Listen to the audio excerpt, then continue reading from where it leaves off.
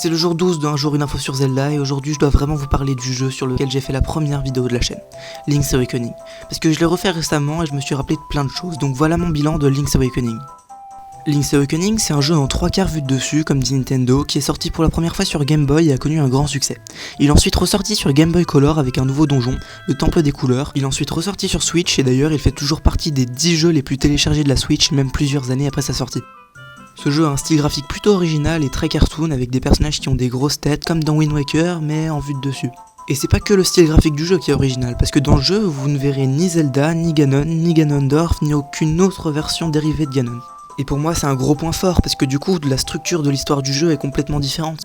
D'ailleurs je vais vous en parler de l'histoire. Au début du jeu, un hibou nous dit de réveiller le poisson rêve, et avec nos cerveaux de gamers conditionnés à avoir une quête principale au début d'un jeu, on y va. Et plus on avance dans le jeu, plus on a des indices qui nous disent que c'est pas une bonne idée.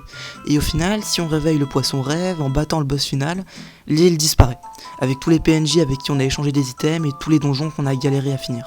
Parce que cette île, c'était le rêve du poisson rêve. Et ça bouleverse complètement la façon de voir les choses, parce que ça veut dire que le hibou il voulait qu'on détruise l'île, donc c'est lui le grand méchant. Ça veut dire que les monstres ils voulaient juste défendre leur maison, et ça veut dire que le boss de fin c'est juste le plus grand protecteur de cette île.